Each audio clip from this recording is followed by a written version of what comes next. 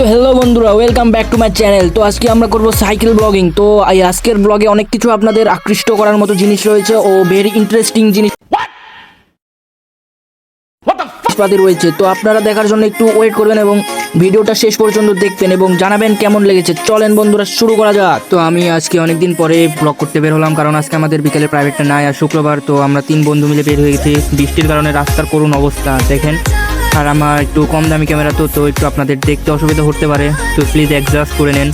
দিয়ে রাস্তা এখানে ঠিক করছে, বৃষ্টির কারণে রাস্তাতে কাদা হয়ে সেই রকম অবস্থা। আমাদের সাইকেল নিয়ে যেতে অনেক কষ্ট হয়েছে, তবু আপনাদের জন্য ভিডিও করব বলে আমরা সাইকেল নিয়ে এর ভিতর দিয়ে চলে গেছি। আমরা সাইকেল নিয়ে এর ভিতর দিয়ে অনেক কষ্ট করে বের হয়ে চলে আসি এবং সামনে কিছুটা যেতেই আমরা দেখতে পাই রোড খনন করা, মানে মাটি খনন করা গাড়ি, যাকে বলা হয় জেটি কল। আন্ডারস্ট্যান্ড?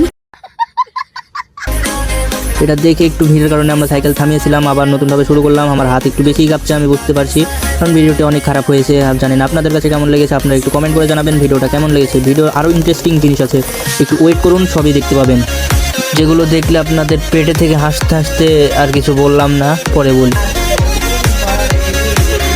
তো আমরা কিছু দূর যেতেই আমরা পেয়ে যাই এক খুদে স্কেটারকে।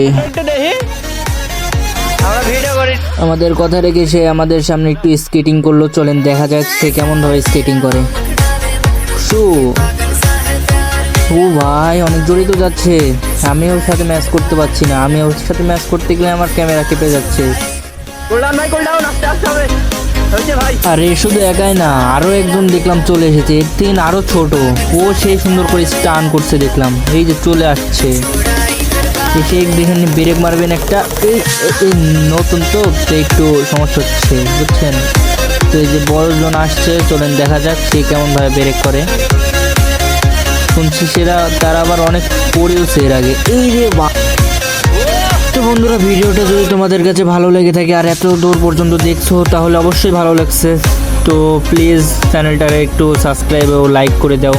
আর যদি ভালো না লাগে তাহলে করার দরকার নাই, আর ভালো লাগলে একটা কমেন্টের সাথে ফ্রি করে দিও।